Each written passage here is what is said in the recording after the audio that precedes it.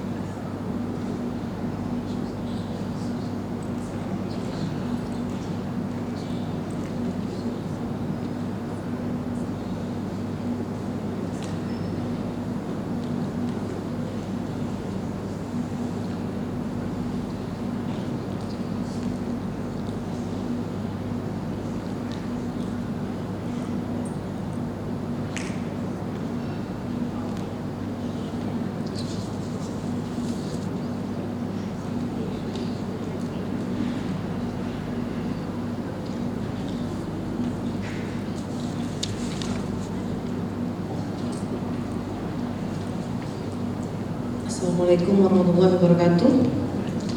Good afternoon, ladies and gentlemen. I'm pleased to present my research factor that influence the occur of symptom of frailty syndrome in menopausal women in Rokan Hulu Regency. Introduction: decreased body function in elderly is frailty syndrome. Frailty syndrome occur physiological due to the aging process, which cause elderly people to be at risk of developing frailty syndrome. Signs of elderly person experience this syndrome are fatigue, loss of appetite, low physical activity, poor grip, and functional decline. The incidence of frailty syndrome: 6% for people over 65 years old and 13% for over 18 years old. Objective: the aim of the study is to determine several underlying factors in the symptoms of frailty syndrome in menopausal women. Risk factors for frailty are age, variety, and comorbidities. Prognostic factors for worsening frailty condition are age 60 years or more. Negative quality of life, moderate or poor quality of life, and slow walking speed.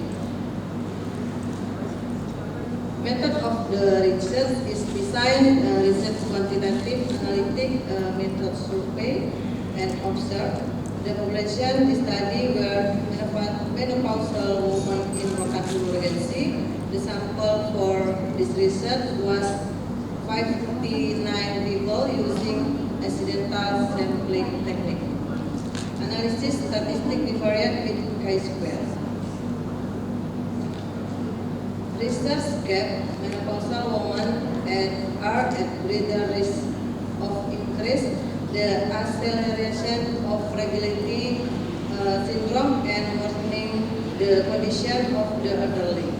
This condition can cause the risk of morbidity and mortality in addition to nutrition, blood pressure condition, physical activity, nutrition, social condition, sleep disorder, and other health problems.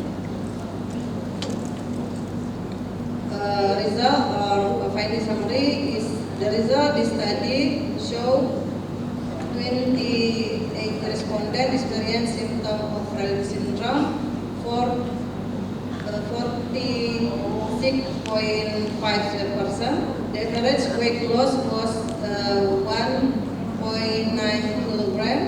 The highest number of patients who visit ever, namely 32 people, 54.2%. The factor of comorbidity of symptoms of Rayleigh syndrome shows close relationship with a value P 0.025 and a ratio 3.2, meaning 3.2 times the risk for those who do not have hypertension. Meanwhile, parity is very closely related to the symptom of Rayleigh syndrome with p-value 0.05, which means that parity below the same as 3 people has 3.8 times greater risk than those with parity 3 people, and factor of weight loss is very close related the symptom of the syndrome. Reality, namely the p-value 0.0, meaning there is a significant relationship. Outcome risk factor for Rayleigh syndrome are age, parity, and comorbidity. Prognostic factor for worsening Rayleigh condition are 60 years or more, negative quality of life, moderate or poor quality of life, and slow walking speed. Future scope of the study: the limit number of menopausal women who are indicated to have Rayleigh syndrome, cause weakness in the study, especially the results of the study are not representative enough to generalize to an unknown population. Thank you for attention.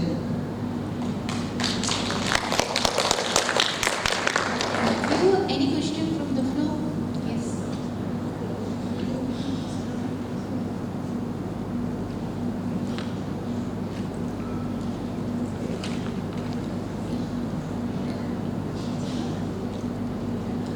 Thank you.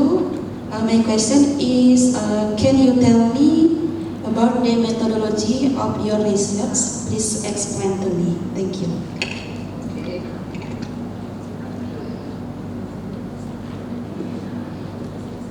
My methodology of research is design, research quantitative analytic, survey and observe in the Rokan-Hulu Regency. The population is study woman menopausal. It was age 45 until 65 years old, and then I give a questionnaire about 20 questions to an interview. I checklist dari from menopausal woman and analytics statistic di P-square, and then 3 parity, weight loss, and patient visit have significantly got syndrome menopause, the syndrome Rayleigh. Thank you. Any more questions? So, I have questions.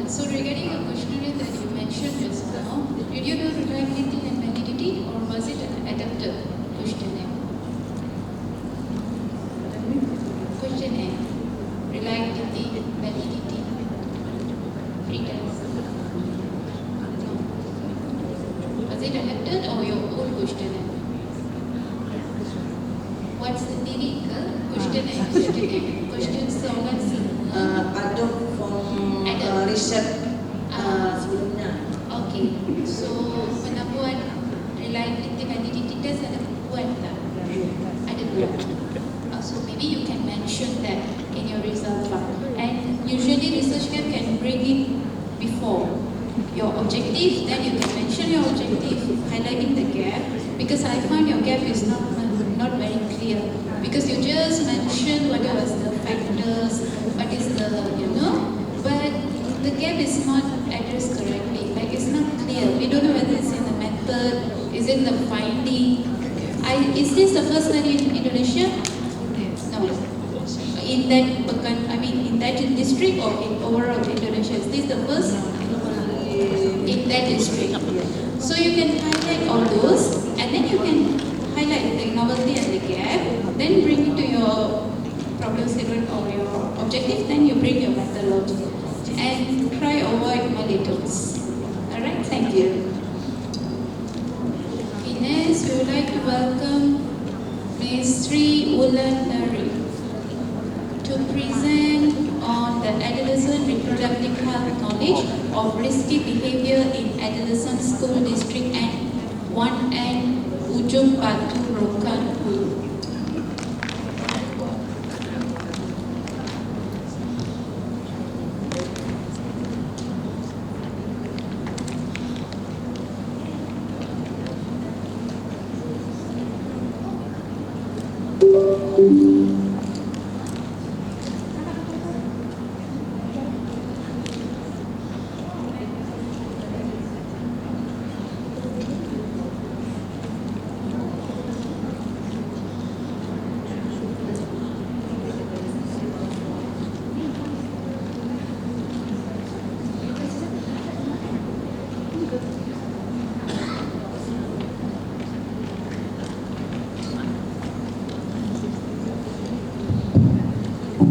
Bismillahirrahmanirrahim. Assalamualaikum warahmatullahi wabarakatuh.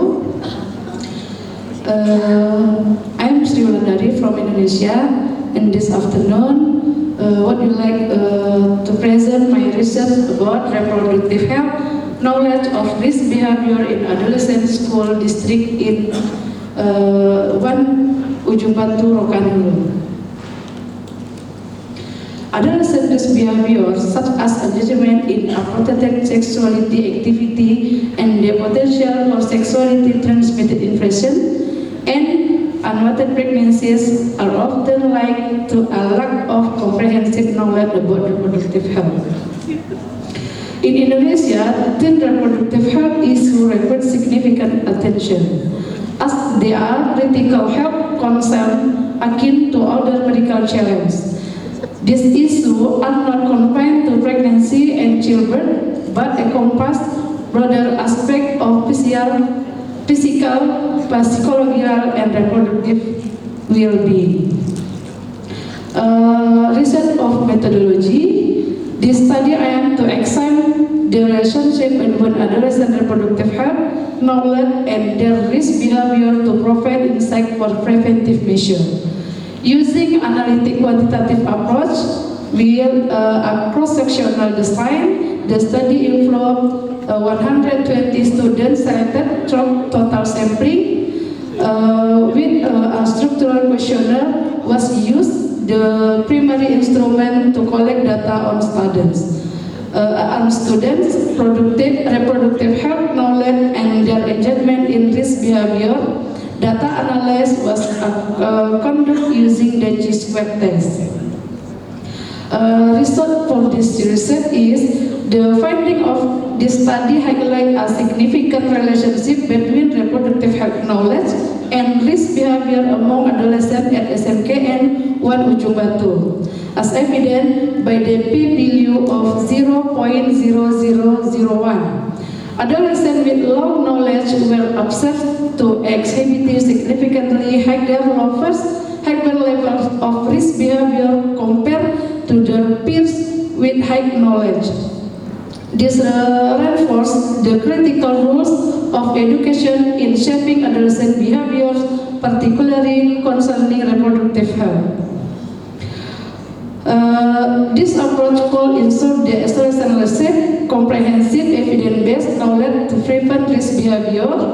But future studies could explore the influence of peer pressure, social media exposure, and cultural norm on adolescent behavior. Okay, thank you.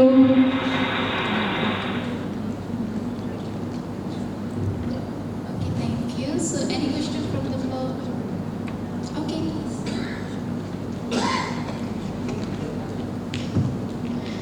Okay, I have a question. What are your future research direction? Okay, thank you for your question. About this study, I will research the future about studies what explore the influence of peer educator with information to this group. Thank you. Okay, thank you. Any more questions? Maybe my suggestion is you can include references or citation in your background. Yeah? Alright? Okay, thank you. Okay, thank you. Yes, questions. Okay, thank you. So next, we would like to welcome Eka, Miss Eka Yuni Andaya, okay, to present on the analysis of the impact of early marriage on adolescent reproductive health in Rokan-Hulu Regency, Riau Province, Indonesia.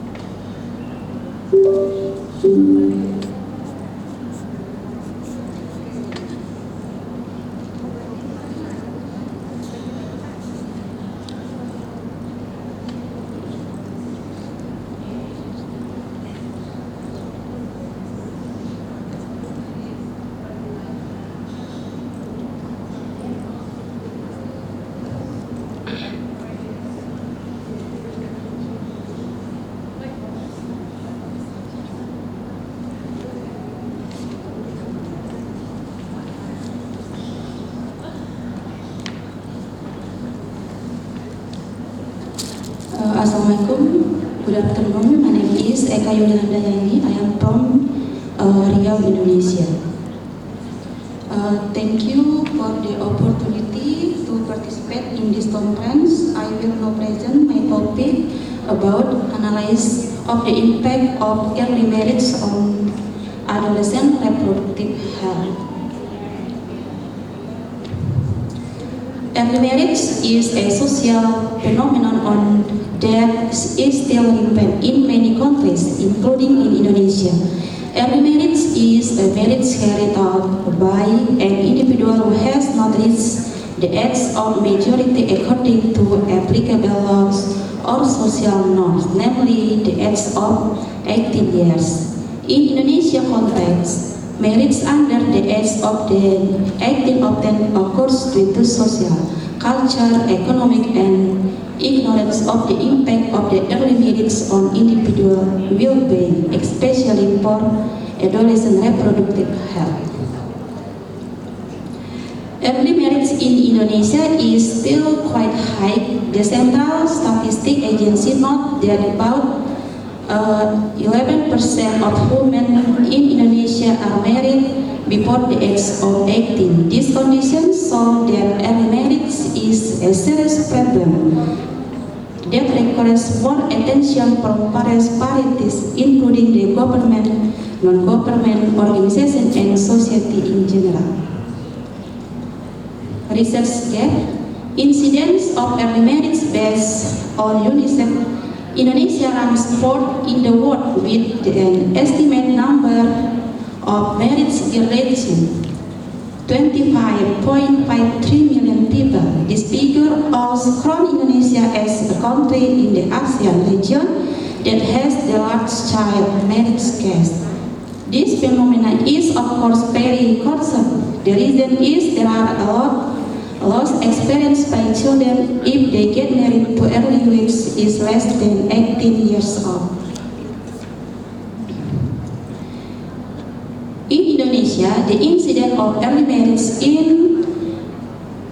at 6.92 of the total number of the marriages. Meanwhile, in Rio province, the proportion of women aged 20 until 34 years old are married or have cohabitation status before the age of 18 years is 5.7 years.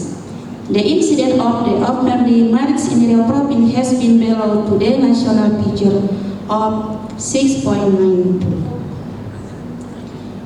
In Rokan-Hulu Regency, in the incidence of early marriage is 5 to people. The incidence of early marriage above is a record marriage where there are still many early marriages that are not recorded by the Ministry of Religious Affairs.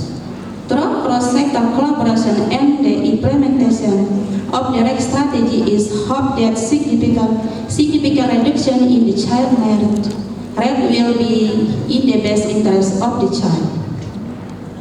Methodology, the method used in this research is qualitative approach with data collection technique through in-depth interview, focus group discussion, and participatory observation of several married teenagers under the age of 18 in Rokan-Hulu Regency. Result of finding summary: the study aims to analyze the impact of early marriage on the adolescent reproductive health in Indonesia, focus on the physical, psychological, and socio-economic impacts experienced by adolescent youth who marry at a young age. The first is physical and reproductive health impacts. One of the key findings in the study is the high risk of health complications faced by adolescent girls who marry at an early age. The result of interview with study participants show that most of the adolescent interview experience pregnant with low infant weight as well as other health problems such as anemia, hypertension, and urinary tract infection. One of respondents say, "I felt very sick during my first pregnancy and I didn't know what to do. I wasn't strong enough to give birth and needed a lot of help." These findings are consistent with previous research results that show that adolescents who marry young are more prone to maternal and infant mortality, which is often caused by physical unpreparedness to undergo pregnancy. These complications in young mothers are also often exacerbated by the inability to access adequate health service, especially in rural areas. Next, psychology impact. The psychology impact of early marriage is also very significant. Based on interview with married teenagers, girls mainly express feeling of distress and anxiety related to their new roles as wife and mother at young age. Most respondents state that they felt mentally unprepared to live a home life, let alone face the responsibility of parenthood. One of the responses say, "I feel anxious every day. I know how to take care of children and take care of the household. A lot of times I feel stuck." This phenomenon is also related to the health state of young women in making decisions related to their bodies and health. Next, about social and economic impact. Most respondents report that they had to stop their formal education after marriage, both because of household demands and because of social norms that consider women's role to be take care of the household and family. They say, "I couldn't continue my school because I have to take care of my husband and children. I feel stuck at home, unable to work on an income," said one of the respondents. This suggests that early marriage not only limits women's ability to develop personally, but also inhibits their ability to contribute to the family economy which in turn exacerbates the cycle of problem. Outcome overall, the result of the study saw that. Please conclude, please. Please conclude, please. Conclude. Okay. The last future scope of study in the upcoming research to focus of the research carried out is on the preventive measure for early marriage so that early marriage and the impact of early marriage can be reduced. Thank you. Alright, thank you. So any question from the floor? Yes. Okay, I want any question. Do you have any plan for your future research? Plans? Thank you. My planning after this study, I will continue my study about how to preventing early marriage by information and counseling center for the young people. Thank you. Alright, thank you. So next, we would like to welcome Ms. Rita Ramayu. Rita Ramayu to present on psychological well-being of nursing students in Bandung.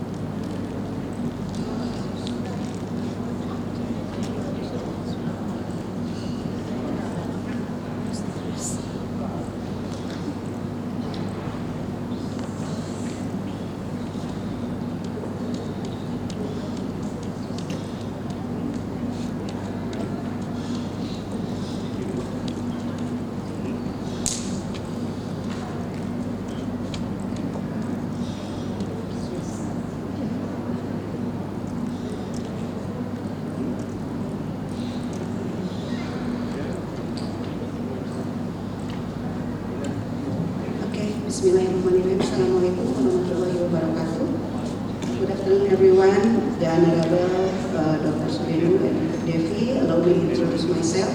My name is Rita. I'm from Indonesia, and I'm a LUC student in Tech August 2023. At this time, I will present my article with the title Physiological Well-being of Nursing in Student in Bandung. Okay, for presentation outline, I will discuss about background, research methodology, result, discussion, and conclusion. So, for challenging phase of a nursing student, we have 4 sections about academic pressure, clinical practice demands, and social and emotional challenges. The impact of mental health is according to 3 phases. For the first phase is the stress and anxiety. As we know, high academic demands, clinical practice challenge, and life transformation can lead to increased level of stress and anxiety, often affecting students' sleep, concentration, and overall well-being. The step 2 is depression. Persistent and anxiety can contribute the symptom of depression, characterized by feeling of sad, hopelessness, and loss of interest in activity.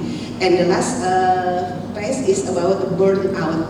Chronic stress, lack of adequate support, and overwhelming workload can lead to burnout, state of emotional, physical, and mental exhaustion that impact performance and motivation. So for the study objection is, the first is describe physiological well-being, and 2, identify influence factor. For research methodology, the first is describe research. The study employed the descriptive research design aimed to providing a detailed account of physiological well-being of nursing students in Bandung. And for confidence sampling, the study used confidence sampling technique, selecting 50 nursing students in Bandung for the study. That election was through a questionnaire of physiological well-being. And the last, for the analysis data was analysis using frequency distribution test to describe the demographic characteristic of the respondent of the distribution of physiological well-being scores.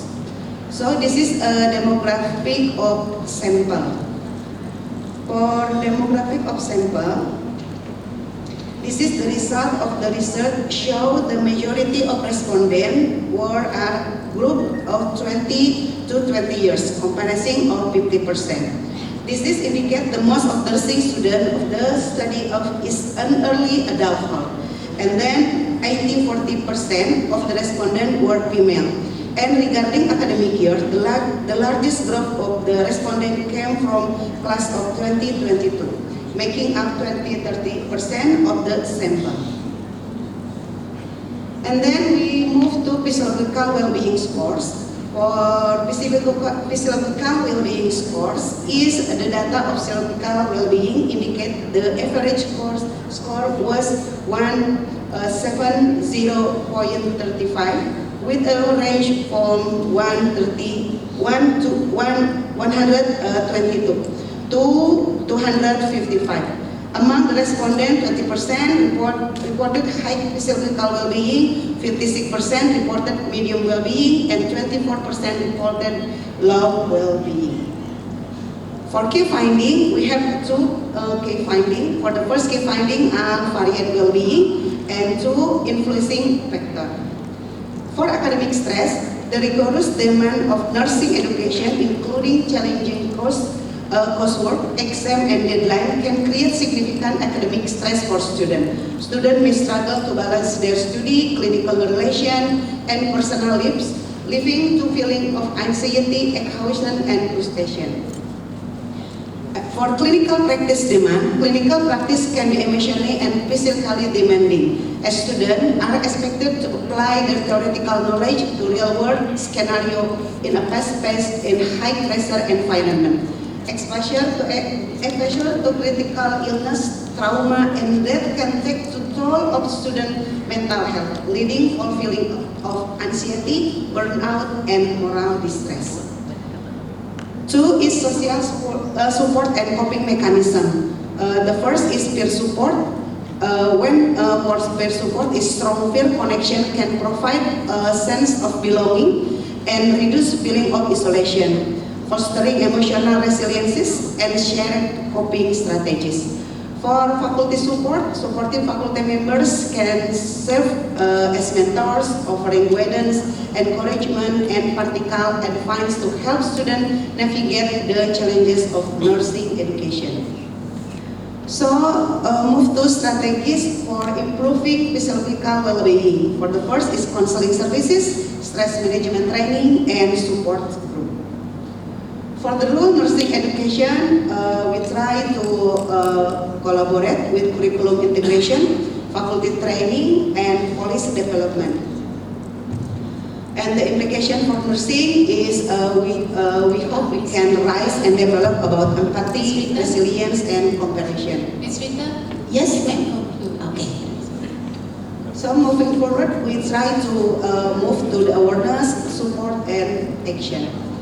For the conclusion, that mental health prioritization is essential to prioritize the mental health and well-being of nursing students as they embark on their career in healthcare. For 2, support program, and 3, for future research. Thank you. Thank you. So any questions from the floor? May I ask? Yes, sir. It's not a question, I wanted clarity. She has given certain figures, 100 scale or something. Go back some 5 or 6 slides. Okay. How do we arrive at those figures? Clear. Can you go back? Go back. Okay. Yeah. The next. Next. Okay. Yes. The next, sir. And I look. How these are being determined. That this is not very right. So how did you come up with the question? How did you come up with the result, the score result? Next. Maybe you can explain. Okay, sir. Thank you for your question. Hold on. Okay. Slide before the. Oh, no. Business. Okay, sir. Okay, finding how this problem is up to. How you are quantifying? The methodology The for scale, isn't it? The scale that you use. Yeah, can you go to the slide? Next slide. Yeah. Next.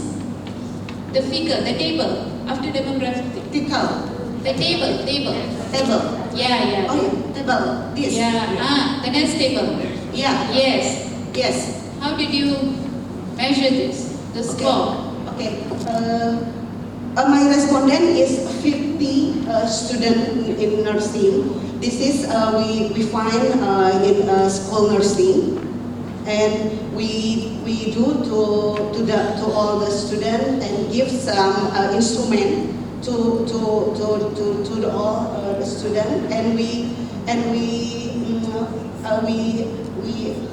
count from the instrument and how to indicating well-being and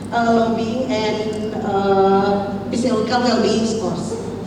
So is the score is standard, like do you have a minimum, the reference range for the score for you to determine whether are they falling into this classification, other class?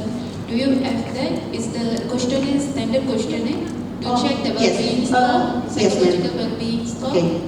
For instrument is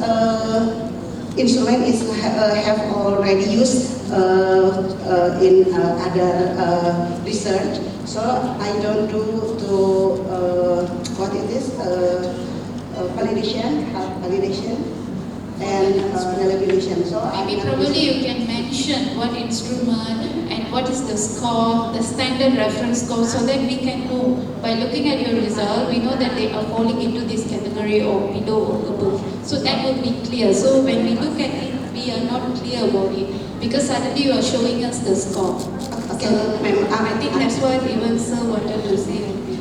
So, any more questions, sir? No, I have not got the answer, but still. Okay. So my concern is probably you can make your gap clear. research get clear, and Yes. also try to include citation reference in your background. It's important. Thank Thank you. you, Dr. Thank you so much. So next, we would like to proceed with Mr. Majtarul Fadha.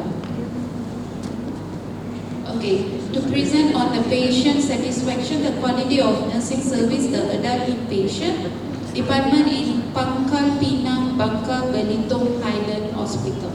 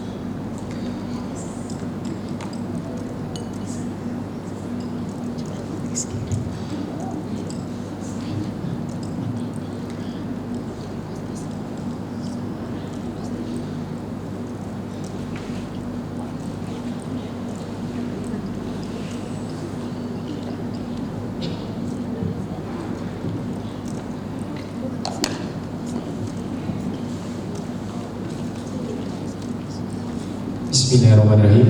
Assalamualaikum warahmatullahi wabarakatuh. Okay, good afternoon everyone, ladies and gentlemen. On this application, please allow me to introduce myself to you. My name is Mutarul Fadha. I'm from Indonesia. I will explain about the title Patient Satisfaction on the quality of nursing service in the adult inpatient department in Pangkal Pinang, Bangka Belitung Island Province Hospital. Background: Bakti Timah Hospital Pangkal Pinang face challenges in consistently meeting patient satisfaction expectation in its inpatient department, necessitating a continuous evaluation and improvement of service quality. Specific objectives: to determine the adult patient satisfaction based on tangibility, empathy, reliability, assurance, and responsiveness, addressing quality of nursing service in the inpatient department. To explore the lived experiences of the satisfactions of the adult inpatient based on 5 demands and addressing quality of nursing service.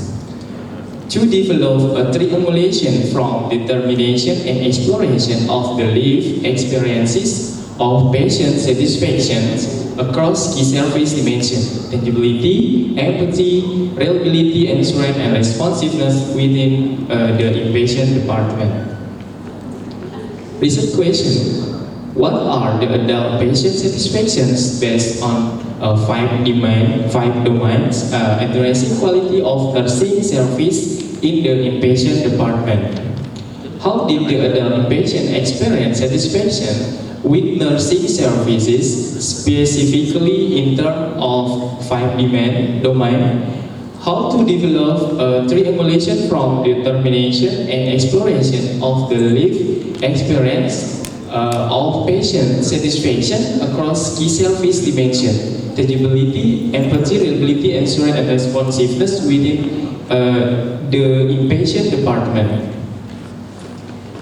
Ladies and gentlemen, this one significant of the study, Bakti Timah Hospital Pangkal Pinang, Bangka Belitung Island Province Hospital in Indonesia, and I use methodology exploratory sequential mixed design, qualitative and quantitative. And power for quantitative 103 participants, and 2 phase 1 online survey questionnaire, and phase 2 semi-structured interview.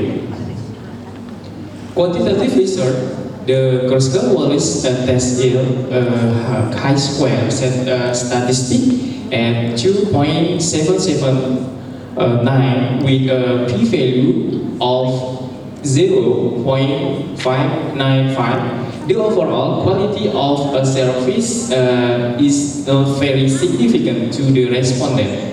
However, some of the domains are significant. Okay, this one descriptive result of the online survey, and from this research, I want to see 5 dimension and interesting in research it. This one quantitative results. Qualitative results summary of them.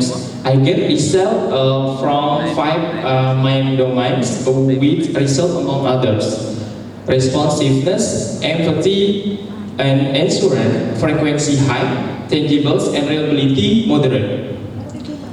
And then semi-structured interview thematic analysis to 3 Selamat siang Bapak patients. Rizky, saya ingin bertanya ke Pak Rizky. Pertanyaan pertama. Silakan. Okay, next 3 emulation same new models. Summarizing the new models: tangibility, assurance, responsiveness, empathy, all terms and dimension collectively influence the perception of reliability, underscoring their interconnectedness in delivering quality care service. Okay, thank you very much for your attention. Goodbye, now see you later. Wassalamualaikum warahmatullahi wabarakatuh. Thank you. So any question from the floor? Yes.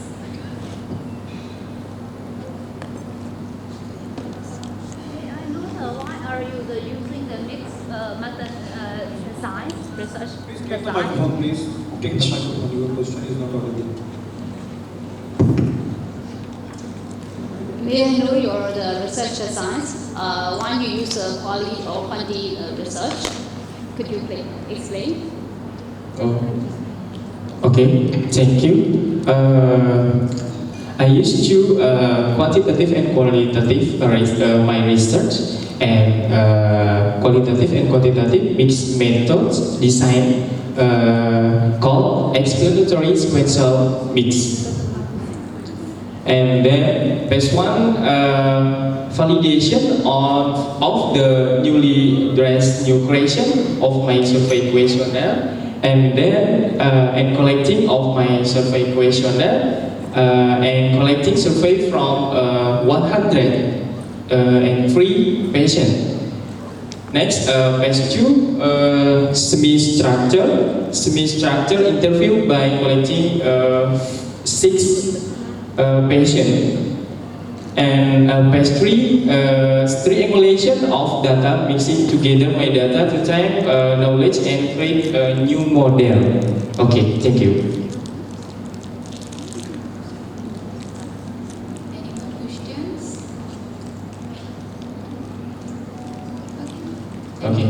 Okay, thank you. Assalamualaikum warahmatullahi wabarakatuh. Next, we would like to welcome Ms. Subarnika Mitra. Subarna Reka Mitra, to present on development of micro-emulsion based hydrogen film drug delivery system of Dicerin to improve the drug efficacy and bioavailability. Very short. That's good. Short.